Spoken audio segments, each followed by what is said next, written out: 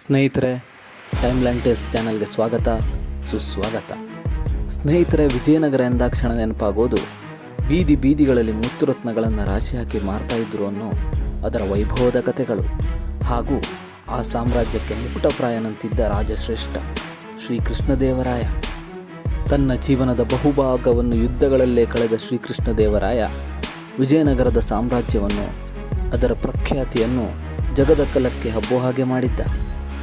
ಹಂಪಿಯನ್ನು ಮತ್ತು ಅದರ ವೈಭವವನ್ನು ನೋಡೋದಕ್ಕೆ ಅಂತಲೇ ನಾನಾ ದೇಶದ ಪ್ರವಾಸಿಗಳು, ಇತಿಹಾಸಕಾರರು ಬರ್ತಾಯಿದ್ರು. ಅವತ್ತಿನ ಟರ್ಕ್ ಖಲೀಫಾ ಕೂಡ ಜೀವನದಲ್ಲಿ ಒಂದು ಬಾರಿಯಾದರೂ ವಿಜಯನಗರದ ವೈಭವವನ್ನು ಕಣ್ಣು ತುಂಬಿಸ್ಕೊಳ್ಬೇಕು ಅಂತ ಆಸೆಪಟ್ಟಿದ್ದ. ಅಂದರೆ ಅದರ ಸೌಂದರ್ಯ ಹಾಗೂ ಖ್ಯಾತಿ ಎಷ್ಟರ ಮಟ್ಟಿಗೆ ಇದ್ದಿರಬಹುದು ನೀವೇ ಊಹಿಸಿ. ಇಷ್ಟೊಂದು ಸಂಪತ್ತು ಸುಮ್ಮನೆ ವಿಜಯನಗರಕ್ಕೆ ಬಂದು ಬಿದ್ದಿರಲಿಲ್ಲ.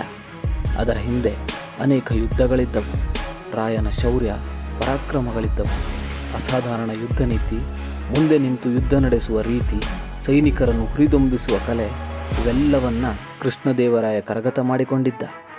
ಕೃಷ್ಣದೇವರಾಯನ ಸೈನ್ಯ ಹಾಗೂ ಅದರ ನಿಯೋಜನೆ ಹೇಗಿತ್ತು ಅಂತ ತಿಳಿಯೋ ಮೊದಲು ನೀವಿನ್ನು ನಮ್ಮ ಚಾನಲ್ಗೆ ಸಬ್ಸ್ಕ್ರೈಬ್ ಆಗದೇ ಇದ್ದರೆ ಈ ಕೂಡಲೇ ಸಬ್ಸ್ಕ್ರೈಬ್ ಆಗಿ ಬೆಲ್ ಐಕಾನನ್ನು ಒತ್ತೋದನ್ನು ಮರಿಬೇಡಿ.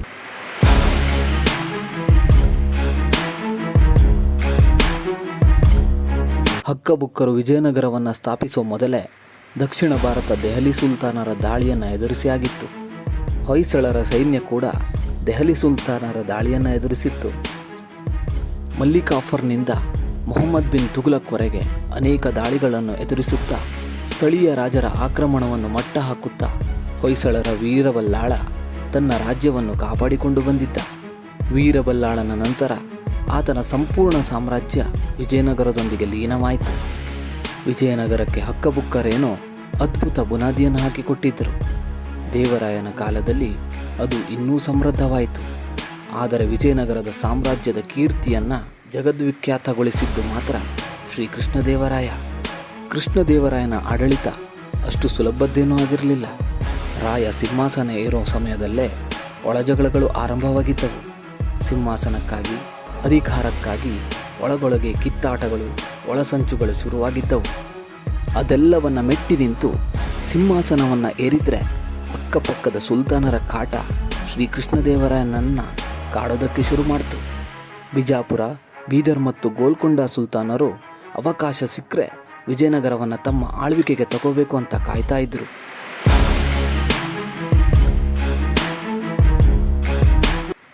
ರಾಯಚೂರು ಬಳಿಯ ಡೌಬ್ ಪ್ರದೇಶವನ್ನು ಶ್ರೀಕೃಷ್ಣದೇವರಾಯ ಬರೋ ಮೊದಲೇ ಬಿಜಾಪುರ ಆಕ್ರಮಿಸಿಕೊಂಡಾಗಿತ್ತು. ಸದಾ ಯುದ್ಧಗಳು ಹಾಗೂ ಆತಂಕಗಳಿಂದಲೇ ಕೂಡಿದ್ದ ವಿಜಯನಗರಕ್ಕೆ ಒಂದು ಉತ್ತಮ ಆಡಳಿತದ ಅವಶ್ಯಕತೆ ಇತ್ತು. ರಾಜ್ಯ ಸಮೃದ್ಧಿಯಾಗಿರಬೇಕು ಅಂದರೆ ಬೊಕ್ಕಸ ತುಂಬಿರಬೇಕು. ಬೊಕ್ಕಸ ತುಂಬಬೇಕು ಅಂದರೆ ಯುದ್ಧ ಮಾಡಿ ಗೆಲ್ಲಲೇಬೇಕು. ಯುದ್ಧ ಗೆಲ್ಲಬೇಕು ಅಂದರೆ ಸಮರ್ಥ ಸೈನ್ಯ ಬೇಕು. ಈ ವಿಚಾರವನ್ನು ಶ್ರೀಕೃಷ್ಣದೇವರಾಯ ಚೆನ್ನಾಗಿ ಅರ್ಥ ಮಾಡಿಕೊಂಡಿದ್ದ.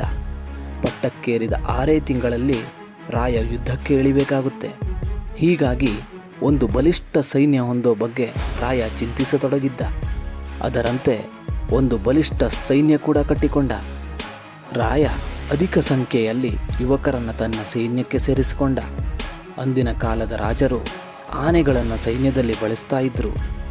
ಈಗಿನ ಕಾಲದಲ್ಲಿ ಯುದ್ಧ ಟ್ಯಾಂಕರ್ಗಳು ಮಾಡುವ ಕೆಲಸದಂತೆ ಆಗ ಆನೆಗಳನ್ನು ಬಳಸ್ತಾ ಇದ್ರು. ಆದರೆ ಅದೇ ಆನೆಗಳಿಂದ ಸೈನ್ಯದ ವೇಗ ಕಡಿಮೆಯಾಗುತ್ತದೆ ಅನ್ನೋದು ಕೃಷ್ಣದೇವರಾಯ ಅರಿತುಕೊಂಡ.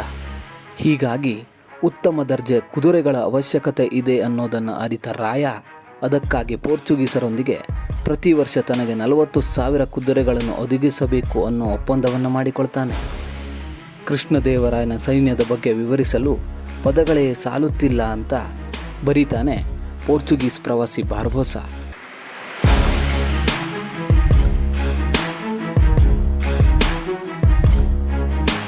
ಫರ್ನೋ ನ್ಯೂನಿಸ್ ದಾಖಲೆಯ ಪ್ರಕಾರ 7 ಲಕ್ಷ ಸೈನಿಕರು, 550 ಗಜಪಡೆ, 40,000 ಅಶ್ವದಳ ಹೊಂದಿದ್ದನಂತೆ ಶ್ರೀಕೃಷ್ಣದೇವರಾಯ.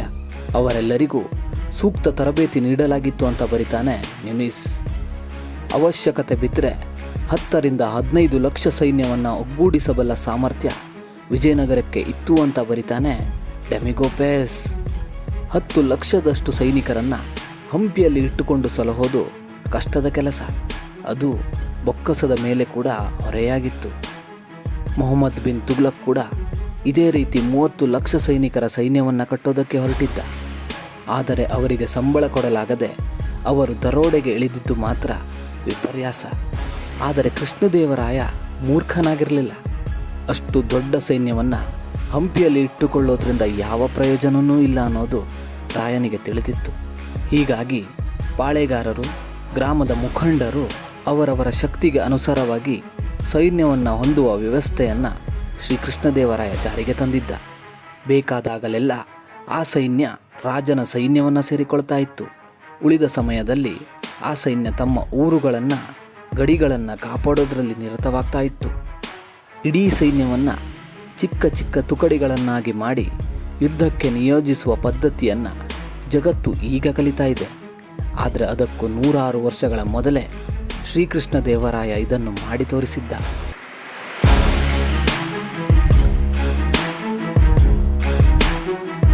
ಆ ದಳದಲ್ಲಿ ಅಶ್ವ, ಗಜ, ಕಾಲಾಳುಗಳು, ವಿಶೇಷ ಪಡೆಗಳು, ಗೆರಿಲ್ಲಾ ಮಾದರಿಯ ಯುದ್ಧ ಕೌಶಲ್ಯ ಹೊಂದಿರೋ ಸೈನಿಕರು, ಮಿಂಚಿನ ದಾಳಿ ಮಾಡಿ ಅಲ್ಲಿಂದ ಕ್ಷಣಾರ್ಧದಲ್ಲಿ ಮಾಯವಾಗುವ ಪಡೆಗಳು, ಶತ್ರುಗಳ ರುಂಡ ಮುಂಡಗಳನ್ನು ಬೇರ್ಪಡಿಸಿ ಚಂಡಾಡುವ ಭಯಾನಕ ಬೇಡರ ಪಡೆಗಳು, ಹೀಗೆ ನಾನಾ ವಿಧದ ಯೋಧರು ಇರುತ್ತಾ ಇದ್ರು.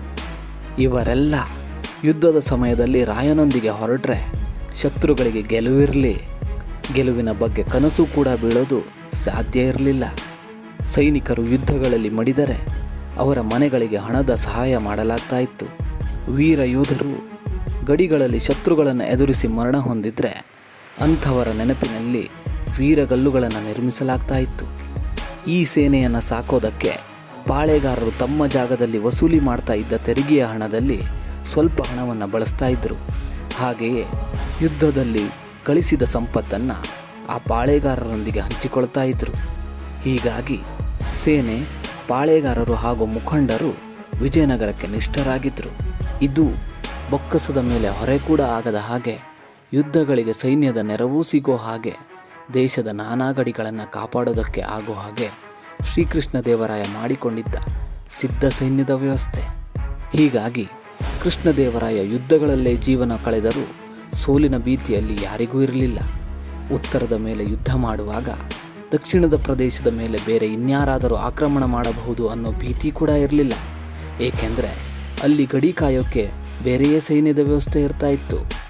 ಇದು ಶ್ರೀಕೃಷ್ಣದೇವರಾಯನ ಚಾಣಾಕ್ಷತೆಗೆ ಹಿಡಿದ ಕೈಗನ್ನಡಿ. ತನ್ನ 21 ವರ್ಷಗಳ ಆಳ್ವಿಕೆಯಲ್ಲಿ ಶ್ರೀಕೃಷ್ಣದೇವರಾಯ 40ಕ್ಕೂ ಹೆಚ್ಚು ಯುದ್ಧಗಳನ್ನು ಮಾಡಿದ್ದ ಮತ್ತು ಬಹುತೇಕ ಎಲ್ಲ ಯುದ್ಧಗಳಲ್ಲೂ ಗೆಲುವನ್ನೇ ಪಡೆದಿದ್ದ. ಕೃಷ್ಣದೇವರಾಯ ಬದುಕಿದ್ದಷ್ಟು ದಿನ ಬಿಜಾಪುರ, ವಿಜಯನಗರದೆಡೆ ತಲೆ ಹಾಕಿಯೂ ಮಲಗಿರಲಿಲ್ಲ. ಬಹುಮನಿ ಸುಲ್ತಾನರು ಬಲ ಕಳೆದುಕೊಂಡಿದ್ದರು. ಗೋಲ್ಕೊಂಡ ವಿಜಯನಗರದ ಹೆಸರು ಕೇಳಿದ್ರೂ ಭಯದಿಂದ ತತ್ತರಿಸಿ ಹೋಗ್ತಾ ಇತ್ತು.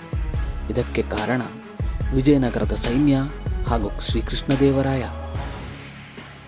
ಇದು ಸ್ನೇಹಿತರೆ ವಿಜಯನಗರದ ಶ್ರೇಷ್ಠ ಅರಸ ಶ್ರೀಕೃಷ್ಣದೇವರಾಯ ಹಾಗೂ ಆತನ ಸೈನ್ಯದ ಬಗೆಗಿನ ಚಿಕ್ಕ ಪರಿಚಯ. ಮುಂದಿನ ವಿಡಿಯೋದೊಂದಿಗೆ ಮತ್ತೆ ಭೇಟಿಯಾಗ್ತೀವಿ. ನಮಸ್ಕಾರ.